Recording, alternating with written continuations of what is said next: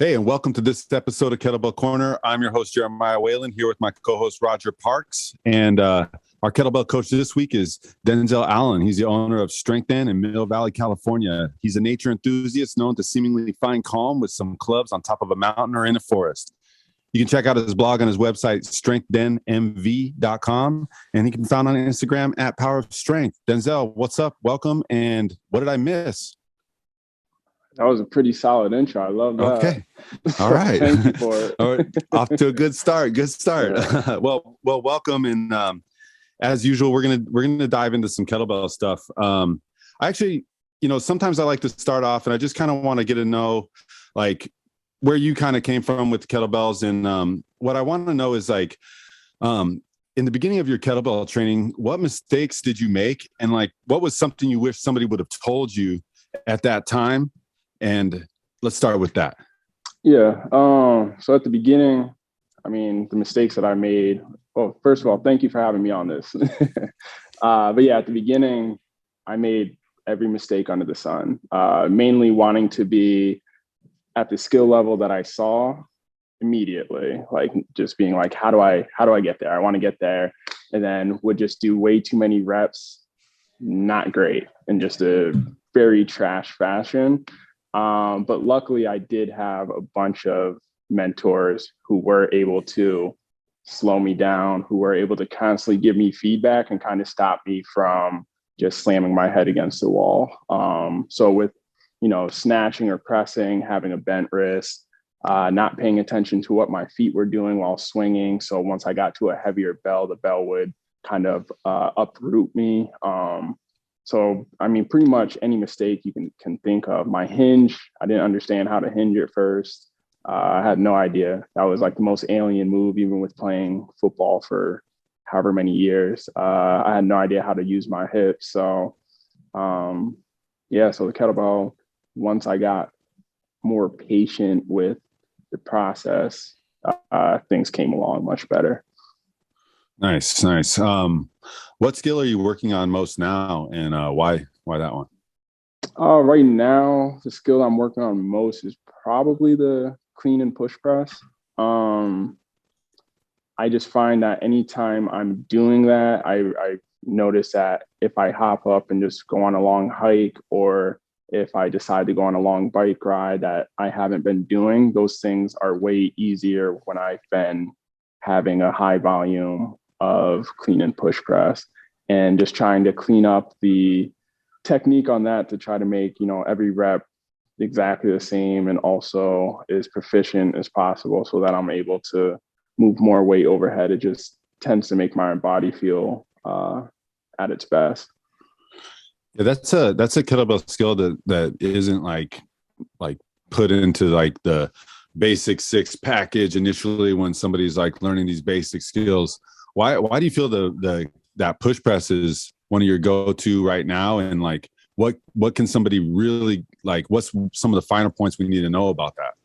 Yeah. So, I think the biggest part is that it's full body, like almost all kettlebell movements are, but this is going to be lower leg power, but also upper body power as well, right? You're generating the force coming from the low body, but it's all about the intricacies of how loose can I stay in my hands, how loose can I stay in my arms, how tight can I get in my lats to be able to help transfer that energy between the two different realms. So I find my shoulder stability feels way better doing the push press than it does doing something like just a strict press where it's a grind movement. My body tends to like more ballistics in general. And then also I can repeat that more and more because it's not as demanding on my body as a grind is. So I'm able to, do set after set after set and kind of feel fresh. So I know I'm getting that volume in without that huge kind of biological cost or demand that grinds can create. And with some of the intricacies, I think to really pay attention to for the push press is definitely what the hands are doing. A lot of times people will over grip or over tense the upper body, and it would be like trying to throw a punch already kind of jammed up. It's going to be the slowest punch you've ever thrown. But if you can stay loose and then generate that power from your hips, then your hands are going to fly much faster. And that same kind of idea gets applied to the push press. I think that looseness that in the press, when we say the loose in the hands and staying loose here, to be able to feel that transfer, and that is sort of like a float into that vertical position. How do you convey that to your students, like for something like that, or the jerk? Because I think they both use that same sort of thing. One just finishes and one you get under. But some people have issues with that. How do you convey that to your students? Yeah, so there's a drill that I think I posted, I don't know, a few weeks ago, but getting people into the rack position and then, doing different variations of rack carries. So doing one if you were going to go into a kettlebell front squat, right? So really trying to tighten your hands, squeeze everything in your upper body tight. And then I do ones where they have to keep wiggling their hands the whole time and keep imagining that their elbows are dripping down to the floor, right? Like they're full of water and it just keeps filling, and the bag gets heavier and heavier and heavier so that you can feel your lats kind of pull into your ribs. And then the other drill is then once you have that kind of lower feeling locked in, it's to then do like almost mini push presses where you're just doing the dip and drive and just allowing your arms to float up, down, and then doing that right into the push press is usually a way to get people to understand, okay, my arms don't move if they're staying super tight and I drive my legs, they just kind of stay glued to me. But if I'm able to stay more loose and then drive my legs, and they can see that their arms are actually able to be propelled upward. Yeah, I like that attention and relaxation type of contrast, and then a little drill to build on it. I think that's good. I asked that because I feel like with push press, I personally enjoy it for a lot of the same reasons. I like the ballistic nature of it. I also like that I can get overhead with it as well. And I think a lot of people could you benefit from more push press training. And are you talking double push press or single push press for most of your stuff? Most of the time I'm doing double, Okay. just because it ends up being more load overhead. And I do want it to translate to some of the barbell movements, and also just doing like, whether it's handstand work or anything like that. Like I'm more interested personally in the two hands on the floor as opposed to doing like a one arm handstand or something like that. So just a way of incorporating both sides evenly kind of at all times. So you took the Deviate cert, correct? Yeah. So there's a bit more emphasis on the push press, if I'm not mistaken. Is there anything new or different you got going through that certification process? Yeah. So with having to do like the it's not really long cycle, but like longer duration set. So for the test out, it's 20 clean and push presses without putting the bell down. So with having to do that, you have to find how you can have rest while doing that movement, right? Like the bells aren't the most light thing, it's supposed to be a 5 rep max thing that you're doing this test with. So you have to be able to find rest. And in the hardstyle, the traditional like hardstyle position, there's no rest in that rack position. There's no rest overhead. But within the Deviate, what you end up finding is it's almost gonna be more of a like kettlebell sport type rack position where you gently kind of let your hips sink under the bells just a little bit. So you're not going into hyperextension in your low back. You're just kind of letting your hips settle forward just a little bit. And that just creates a better shell for you to be able to rest. So what I think that helped to teach me was just kind of more of the variability that can be there within kettlebell movements and techniques. It doesn't need to be so rigid and hardline. It's like, find the things that work for you, still make sure that it's safe while doing it, but also try to find the things that make it more efficient. And if you're trying to do something that is a 5-minute thing where you can't put the bell down, then maybe your technique should be different than if it's going to be, I put the bell down every 5 reps or something like that, right? So it's kind of just pick your technique for the given task at hand. And that's what that cert kind of helped me understand a little bit better. Were there any other things that you picked up in that process, that things that you found that you didn't even realize perhaps you were missing from your kettlebell game?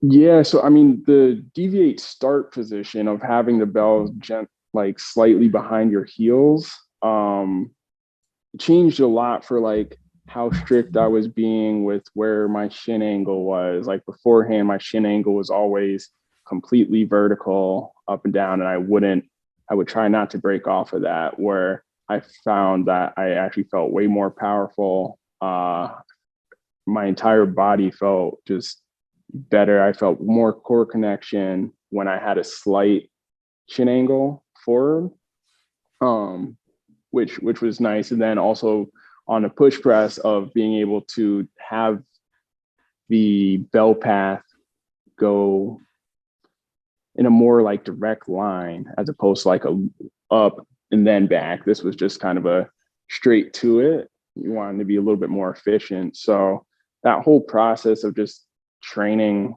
the clean and push press more, I feel like cleaned up my clean a ton, cleaned up my snatch because of just understanding the trajectory of where the bell is going, as opposed to on a swing where, you know, if you teach it the snatch after the swing and you're trying to replicate the swing and the snatch, you end up doing a loopy snatch, right? So having the clean start from behind the heels, having the swing start from behind the heels in the snatch, all of that helped to kind of clean up the arch or the trajectory of the bell to make it a little bit of a quicker A to B as opposed to like A, B, and then C, right? It would just be A, B, back four. So rather than perhaps more horizontal trajectory that you would traditionally get, it's more of a kind of a hybrid between horizontal and then maybe something like a dead snatch or a dead clean, where it's almost completely vertical. Exactly. So Yep. a question I have about that is, are you using that start for every rep, or is that rep one and then you'll continue with your set? Yeah, so it would be the equivalent to like doing a dead stop swing where, right, like dead stop swing or a single swing would be the bell starts in front of you, you do the hike, you swing, and then place it back down on the floor. But if you were doing continuous swings, you wouldn't place it back down on the ground every time. So it's kind of the same thing where the first rep, I start from that position, and then the other reps are just, you know, normal back forth. And then the final rep just goes back to the same place where you started in the setup. Got it. It makes a lot of sense. Yeah. And it's one of those things. I mean, I'm not strictly doing all my reps that way. I like to play with all of them because what I've found is that the behind the heels position is great for just that like start, right? Like that immediate pop where a lot of sports is going to kind of demand that, right? Like football, track and field, whatever it is, you don't have the advantage of having a little bit of that elastic proponent that you get with having the bell start in front of you. But then something like a triple jump or high jump, or like a long jump or high jump, even all those things are build up speed and then explode. So something like the hardstyle conventional swing position would be something that might be useful in training that as well, right? So I'll play back and forth with kind of all techniques. So I think that's it's useful to highlight this. Is if I'm correct, what I hear you saying is you use different tools to achieve different objectives. Yeah. There, a lot of people I've seen on the in the wisdom of the internet, there, the debate, this is better, that's better, which is usually a waste of time. They're different, Yeah. and you use them for different things to get different benefits out of them. So is that an accurate representation? Yeah, exactly. Okay, Exactly. so there are still some reasonable human beings left on the planet. That's right. Let it be known out there when you get this. This will be the clip. Hey, if we can adjust, you can adjust. Just be okay with different things for different stuff. Hey, I had a question about that. That's that back start position. Did you find that, like, let's say you normally would, let's have a certain amount of power for a certain bell size. Did you lose power or gain more power when you switched that position, or did you find you had to bell down a bunch first and then build back up? What was your experience? Yeah. So I think it's kind of like an honest representation of where your true power is, right? And it's kind of a little bit of a humble pie at first. I know for a lot of people, like, oh, I couldn't swing as much from the the deviate position. So yeah, you definitely at first I had the bell down, right? Went down, I don't know what the heaviest I can swing is, but I was not swinging anywhere near the heaviest that I could in order to figure out, okay, what is my body position in this new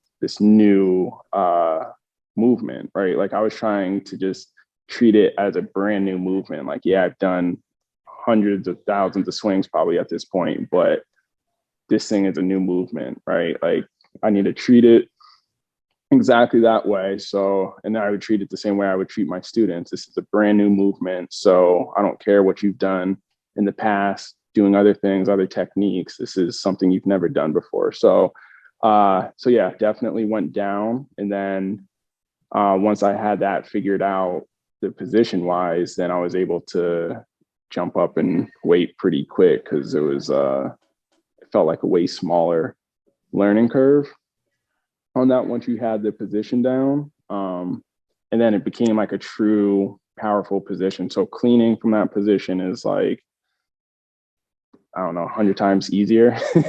Everything just feels right. It just gets like perfectly right into position. Every rep seems exactly the same. There's less places for error, right? Because it is just from that back position already right to the rack position. So do you take like a new student, having experienced both in like a standard hardstyle and then the posterior starting position? Do you take like your new students, you start them in that back position? Do you start them with the front, or does it depend on their body structure or what they're capable of, or how do you evaluate that? It kind of depends on what I have around, because for the deviate start, for some students, they're going to need to have the bells elevated at first, right? Like to do it from the floor takes a pretty good demand on your mobility. And a lot of people aren't going to really come in with being able to do it straight from the ground. So that might be my reason for starting out in front for some students. Or if I do have, some yoga blocks or some plates or something to prop the bells up on, then I'll do that and still start from the back position. But it definitely is a very, situation to situation thing on whether I'm starting with the bell in front or starting with the bell in back, and whether it's what movement I'm teaching or the student, their proficiency level or ability to kind of learn things. So yeah, that's. What about grinds? Like if you like, we're going for presses and stuff like that, even more so towards heavier pressing and things like that. Are you thinking standard pressing, we're starting from that back position, and then heavier presses we're moving to the front? Are you how are you approaching that when you do your grind lifts like that? Oh, for myself, I mean, I don't want to waste any time getting the bell up there. So I'm going to go, if I'm doing a heavy strict overhead press, then I'm starting from the deviate position, and I'm just able to bang, pop right into that position. I know that rack is going to be clean and right where I want to be pressing the bell from. Lighter reps, if I just want, like, for some reason more volume or something, maybe I'll choose that front position. But for the most part, if I'm going heavy for heavy push presses, for heavy grinds, I'm starting from that deviate position. All right. Yeah, I'm curious to see about that, how that would feel, stuff like that. Yeah. Speaking of heavy, you attempted Beast Tamer. Did you end up doing Beast Tamer? Yeah. Okay, so that's like, there's so many feats of strength and so many challenges and stuff like that throughout the kettlebell world of like whatever it is, even all the way from sport to hardstyle, all this stuff in between. I'm mostly curious because we have people that watch this that may want to try a Beast Tamer, and what was like what was your process in that, like as far as getting training? How much time did you allow yourself, and do you approach it with a single skill in mind at a time, or do you mix it in? What say you, if I was going to be a Beast Tamer, what do I got? What's needed? Yeah. So, I mean, the biggest thing is figuring out your baseline, right? Like, how close are you to Beast Tamer on all three of the lifts? So then you want to kind of give the most time to the thing that you're furthest from. So for me, to pull up, pretty much when I started training, once I actually had in my mind that I was going to do it, I was already there. So I still gave some time to that just because that was like my confidence booster, right? Like that was the thing that constantly reminded me like, yeah, you're strong enough to do this thing. The pistol I've always viewed as just like a party trick. It's get yourself as strong as possible doing barbell front squats, and then do a bunch of low volume sets, so like 1, 2, or 3 reps on the pistol. It doesn't need to be with a very heavy load for a while until you're needing to peak for passing the beast tamer. And it's like if you can do, I don't know, close to 2 times body weight on your front squat, then it's like doing the pistol squat with 106 pounds isn't really going to be not much of an issue. And then the press is a hard one because you have to figure out if your body likes more volume or if your body likes less volume per day and just more like weekly volume in general. So that can be probably the biggest learning curve, and just also trying to figure out, do you get stronger by pressing more, like a lot of people say is all it takes is to press more? You have to press more, right? Like true and false, I guess, right? Like it's just what did it end up being for? Yeah, what did it end up being for you? Was it press more or just press heavy every now and again? Press heavy every now and again. When I was trying to press all the time, it was like just tiring. I'm a smaller framed person, so pressing like super heavy all the time is just a huge demand. And my boss, when I was in New York, he's like, you think your shoulder strength is the issue? He's like, no, man. Like, he's like, look at your traps, look at your shoulders. Like, that's not it. He's like, work on your trunk. So I worked on, like a ton of single arm carries, ton of farmer carries, loaded planks, things to just kind of solidify my midsection. And then I was able to get the press after that, just touch, heavy-ish weights. But I never pressed the beast until the day I beast tamered. Well, look at that. What a triumph right there. Hey, note to self, work on the core more. Got it. And that's how you beast tame. Roger, that's maybe one of my areas of weakness. Well, maybe someone should have mentioned that a couple of years ago. Oh, yeah. Maybe my coach, right? Okay. We're not going to call anybody out here. I'm a good listener, I promise. I want to ask you, because I like to ask everybody, because I think it's a big, hairy question. Everybody's like, oh, the snatch test. I got this snatch test. When it comes to training for the snatch test, and then, being ready and being there to complete it, what do you recommend? What is your training strategy that you teach your students or even for yourself? And then on day of, what are some of the things you think about mindset wise, as far as like completing and take me through that journey? Yeah. So I think, the most important part is trying to make your snatch as efficient as possible. So if you're casting at any point, whether it's on the way up, so just meaning like having a more extended arm, if you have that happening on the way up or the way down, it's trying to get out of that habit as much as possible. Because that's going to, destroy just your grip strength. You're going to have to hold on to this bell that's way heavier at that point.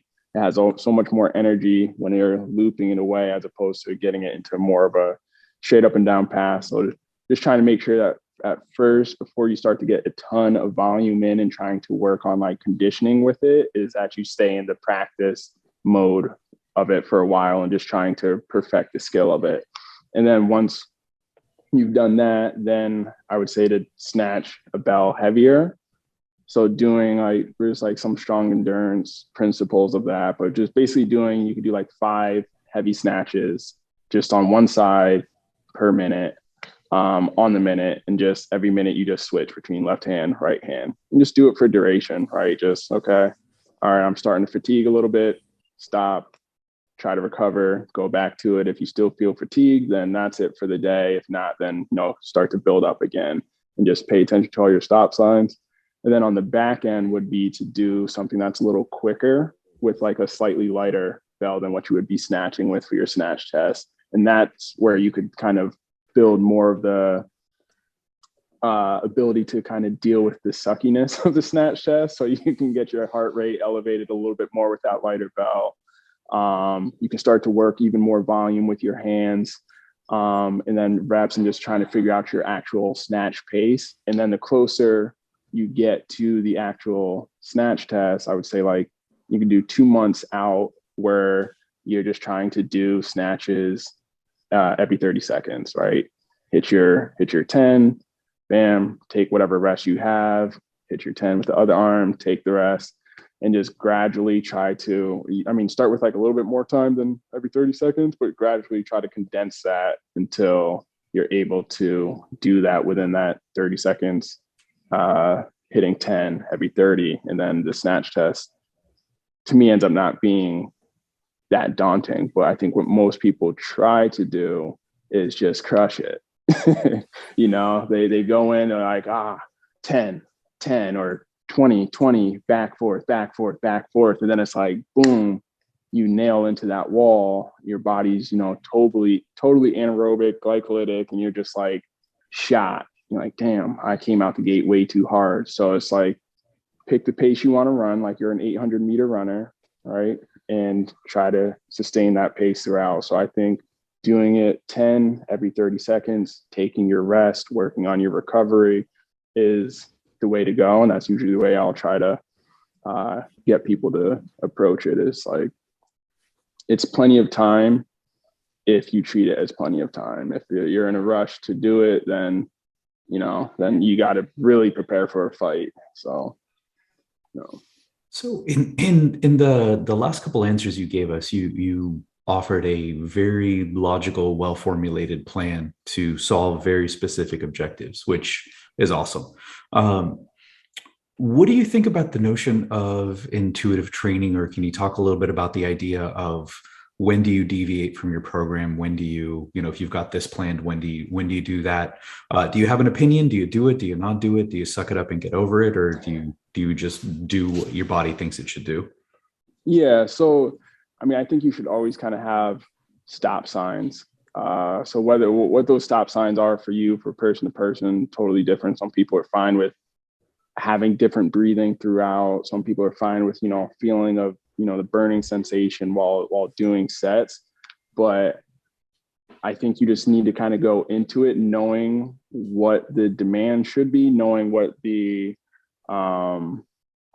kind of outcome is going to have to be, right? And just making sure that that's what's happening. So if you're doing something that you don't want your hands to be burning on, but they start to burn and you're like, I might, tear a callus, put the bell down. Like, what's more important at this time? Is it getting your 100 reps in the day, or is it making sure that tomorrow you can train with healthy hands, and that when you go to compete, you're not competing with torn hands? So I'm not much of a believer of like just the kind of old school way of just pushing through, like sticking so hardline to what your program said. I think most programs should have in some wiggle room, some like human factor to, hey, my life stressors have changed this week quite a bit. Like, I know I'm supposed to be lifting 90% and higher and like peaking this week, but I think if my competition's next week and this is what I have to do this week, like maybe it's better that I just hit 70% or something that neurologically I can do without it feeling like I just peaked, right, already too soon. So I think that takes a lot of time to kind of develop, and mindfulness is, to me, the importance of meditating, of being able to kind of get yourself to that place. That way you can carry it with you throughout the rest of your day, and all the activities that you're doing is just being way more present in your body. That way, like, am I just being, kind of a little baby right now, or or is it legit that I have 1,000 other things going on in my life? This training is kicking my butt, and next day I'm not recovering. The day after that, I'm not recovering. So next time it says this, I'm feeling this way, I know that I need to back off a little bit. And journaling, will help a ton with that too, because you'll be able to look on paper. How are you feeling when you went into today's training session? Terrible. Okay. How are the weights feeling? Heavy. Okay. if there's a pattern, you got to pay attention to that. So, Well, I think that's a nice segue into something I'm interested in. I noticed going through some of your stuff, you talk a bit about mindset, and in my personal take on a lot of what's going on in the fitness industry. I get messages probably once or twice a week from 14-year-old life coaches, who want to take me and make me better and teach me revolutionary things. But what I do notice to a lot of the people, and I would even venture to say the majority of the mindset people, do not have the same attention to detail that you have. They don't have the same background. And I notice with your content that you put out, form is impeccable. You really understand what you're doing. And I guess that's a long-winded way of asking, when is the right time to focus on mindset? And when should you focus as a coach on just learning how to deadlift or not be awful at everything else? Yeah, I mean, that's a tough question, because I think the aspect of training is like supposed to be whole, like physical education. Dr. Thomas talks about the 3 pillars of that, which are like pedagogical, restorative, and then martial, right? So like strength training, all this stuff kind of falls under pedagogical. Restorative would be like, Indian clubs, that's like mindfulness stuff, whether it's Tai Chi, yoga. And then martial is going to be, obviously any of the martial arts, but it's needing to kind of round out each of those little pegs or pillars or anything. And those things will help to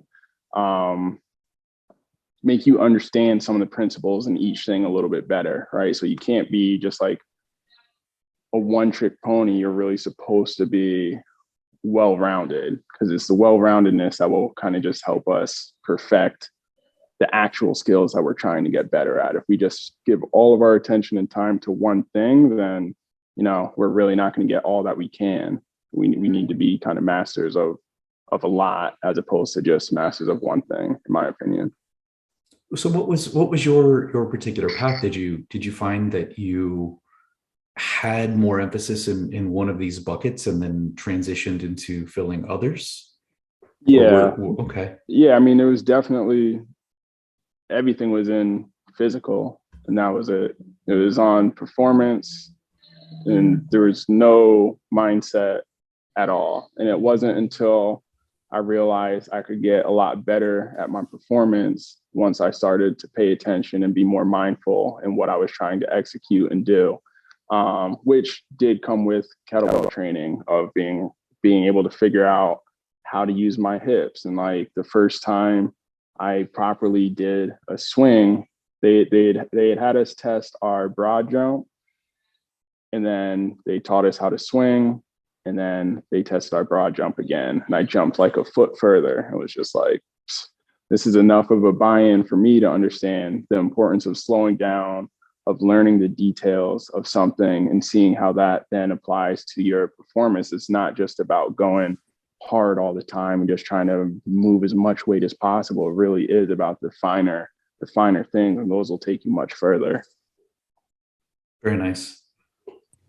Yeah, I think that's an area of opportunity for almost anybody who's, especially with kettlebells, because there's so much skill development that can be involved. And once you couple that with some of the mindset of, hey, let me slow down and let me lighten the bell to get my technique better and understand this movement a little bit more, and save that balls to the wall for when you occasionally need it.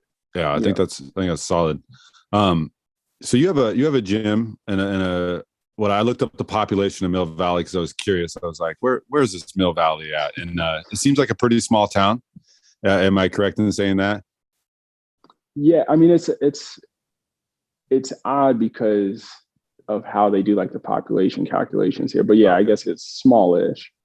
Okay, well, my curiosity more so goes to like the sense of community with kettlebell training and in your gym. And do you have people coming in curious about hardstyle kettlebell training or kettlebell training in general, to where that's a foundation of what goes on there?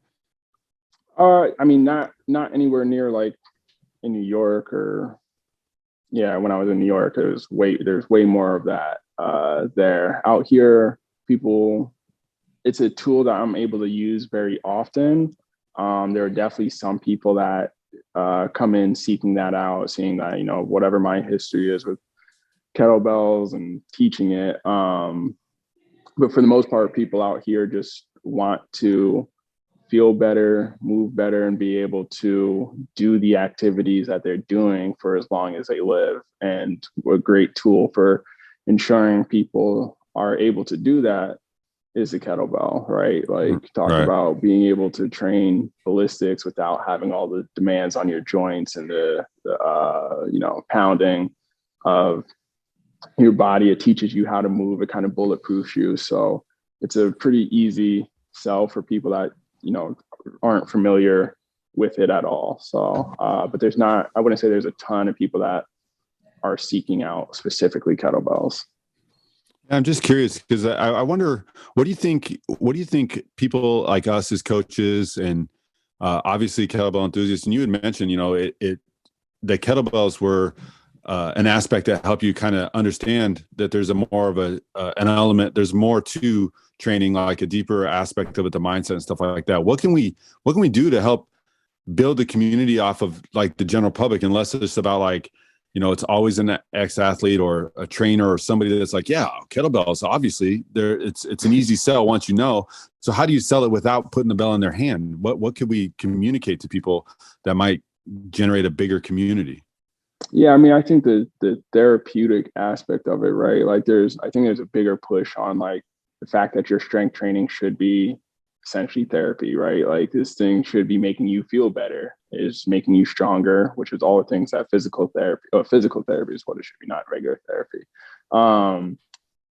But yeah, so just trying to convey that message more of like, this isn't about like the just grind, more of the grind culture that our entire society is, prone on or used to. And just trying to say that like, this is a tool that's meant for helping you feel good, feel better. Cause that's, I think, what most people are generally are after, no matter what their reason is for stepping in the gym, is to feel better, whether it's aesthetically feel better, physically within their bodies feel better, walking into a room confidence wise, like it's all about just feeling better. So how can we convey that? Do you think we should change the words ballistics and grind to short and long movements? Maybe that scares people away. I don't know. It sounds hardcore. Probably. I mean, the entire aspect of it definitely is built on like a kind of militaristic, hardcore nature, which, when I first got into it, I was all about solely just grinding. And so all those things are like my language I wanted to hear. And then now, going through more life stuff and everything else, you're like, okay, I can see how that can be a turnoff for a majority of people. There's gonna be more people not into that than that are. So it's like it's a tough thing to try to figure out the language to communicate that. Yeah, and I think at the beginning you had mentioned and you talk about, and it's something that we agree with, this evolution of kettlebell training and like how you should be. It's not necessarily this is the strict form, vertical shins, this is how it has to be. And there's plenty of times where we experiment on the movements we do to show this. And I don't know, I was just curious. I think, being in tune and having a place where people can come to learn it, could this message be spread? Could the community, grow from this? I know you were able to get a bunch of people to do your weekly swing thing that you did, which is great. So it's obviously there. And as I watch it and join, sometimes it's, there's a lot of trainers involved in this. There's a lot of, believe it or not, and I don't know if it's because my Instagram feed algorithms me a bunch of trainers and stuff like that, but it could be as big as yoga is what I feel. You know what I mean? Just for the simple aspect, if it's conveyed differently. So I was just curious about that. Yeah, no, I agree though. Yeah. What would you give, since we do have a lot of coaches and trainers that kind of look at this and you seem to be running a successful business, at least for as long as I've seen you on the internet, it's been happening, and you did weather the storm of a global pandemic, it seems. What advice could you give to somebody that's like, looking to grow their business in that manner, to build something in a brick and mortar type situation. I mean, everybody's a freaking internet coach nowadays. I mean, my God, you sign up for one course and it's happening. So what's the reality of it? How can people really do this? How can they build a brick and mortar or no, maybe it's sustainable business through some of these things. And it's specifically with your brick and mortar background. I mean, I think it's important. I mean, I think it's always, like Bruce Lee says, be like water, right? Like you just kind of have to roll with the punches. You gotta see what's the demand of the moment. What is it that people need? And then trying to speak the language and meeting people where they're at, and not forcing your agenda on them, right? Like it's truly sitting there listening, hearing, okay, what is the goal that you're trying to accomplish, right? And being honest, like if you cannot help this person with that goal, you have to be able to let them go. Like you have to keep the door open for the people that you can actually help, can actually impact, because that's going to go way further than trying to force your mindset, your demand on somebody that's really not vibing with you, right? So I think the main thing is just knowing who are the people you're trying to help, right? Like what is it that they are, what problems is it that they're having, what in your tool bag do you have that can help them with that, and then trying to make all of your language around your business apply to that, right? So that people, when they're looking for a gym or looking for something, they see words that are resonating with them, right? So I think it's just really just the biggest part that's probably missing in fitness is just knowing people, right? Like we know how to get people to move, I guess, right? Like there's a lot of ways that you can teach somebody to move and to train and to everything else, but can you truly hear what the person is saying to you? And can you actually help them and know them and feel and have them feel like, you're truly in their corner and everything that you do when they're in your space is for them and not for your own objective. Yeah, listening. I like that. And I think a good takeaway from that is, not trying to make it all about a number and letting people go that you can't help. I think that's solid advice for any of you coaches out there that happen to watch this and listen to this. Remember that it's not always just about gaining clients. Make sure you have the right people and you can actually help them. Yeah. I like that.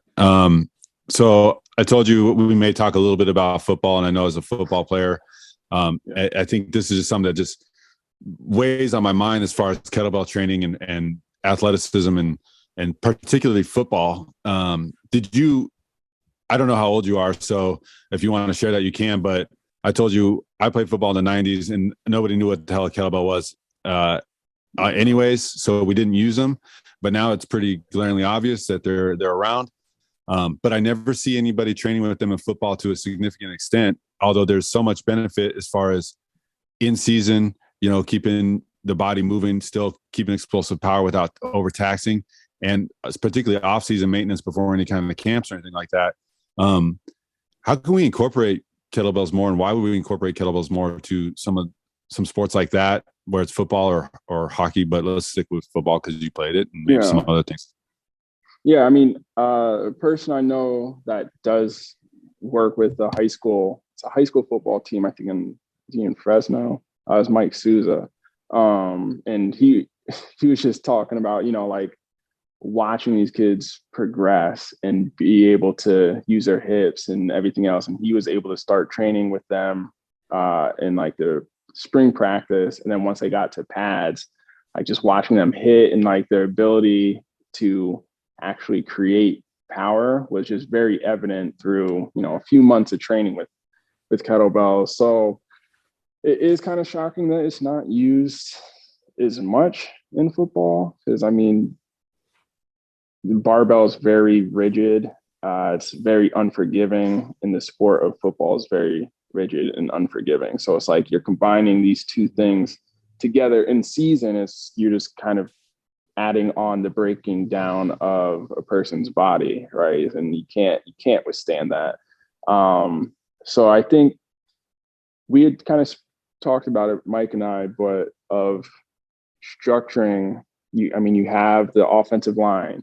You could have them line up just like that and practice swings, being in unison, right? Like using a cadence, ready, set, hike, and bam, you do a kettlebell swing, and then they get back down. They're paused in that start position.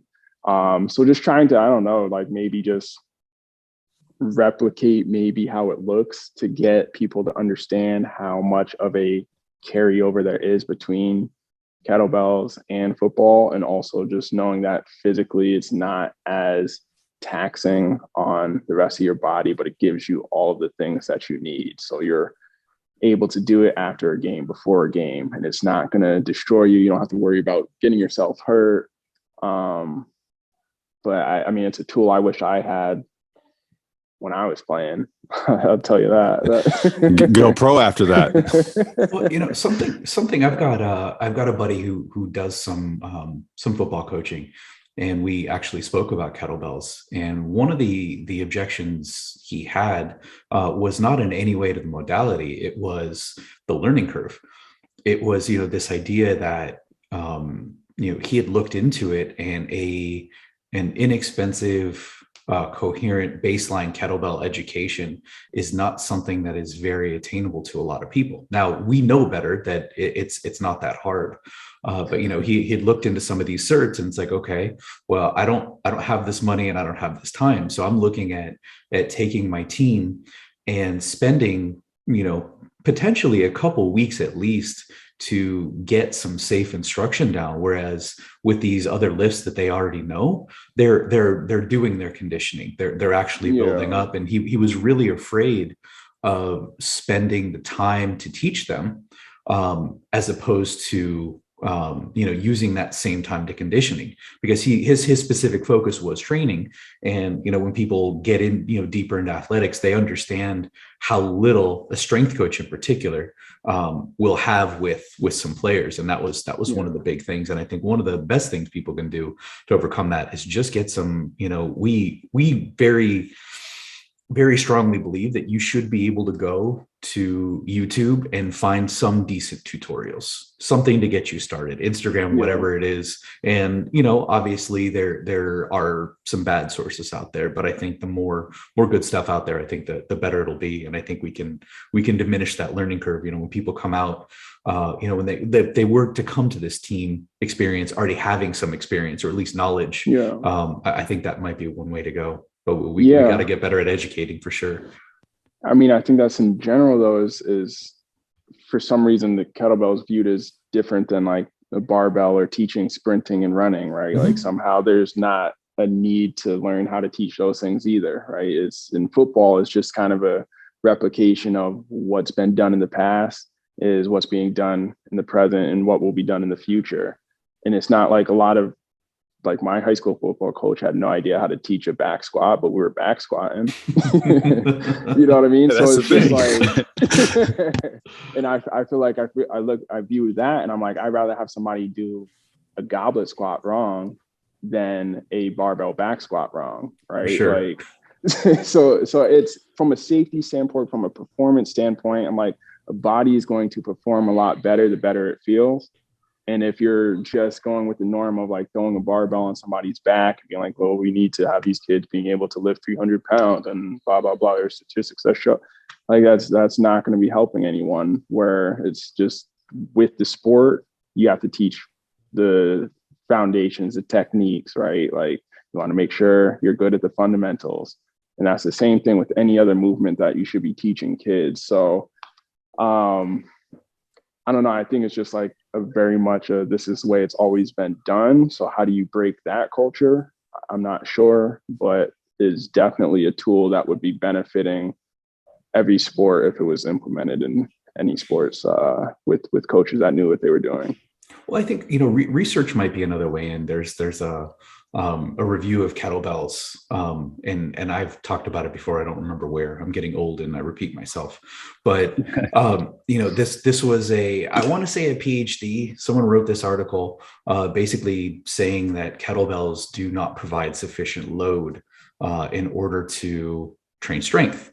And people who have used kettlebells know that that's nonsense. But the point was that, if you're lucky, you're going to find a 40-kilo kettlebell, and that's about as heavy as you're going to get. And, the idea that, okay, so 88 pounds is not enough to deadlift. But the lack of knowledge of what happens to kettlebells when they move, how many hundreds of pounds of additional force starts to happen once that kettlebell starts swinging. And I think that's another problem is, one, we're not doing the research, and two, the people who are reviewing the research don't seem to understand the universe in which they live. And it's pretty sad, but when you walk away like, oh yeah, kettlebells aren't heavy enough. Like, okay, well, you clearly didn't pay attention. Press is 32. Yeah. Well, I think that might be the solution is is trying to just having to volunteer our time, not expect people to pay, unfortunately, but to get some of these people that do have these positions of coaching kids and bringing them through all right, we're going to do an hour thing. I'm going to teach you how to swing, or we're going to do an hour thing. Because going through the experience, feeling it it's, I think, a very quick thing to understand, right? Like once you've done it, you're like, oh, okay, I see how this can translate to every single thing. But without feeling it and just looking at it from the outside, and when people come, the few people that do come in and say specifically they want to work on a kettlebell thing, their background of what they say that their friends feel when they're doing it is, usually not what you're supposed to be feeling while doing a kettlebell swing.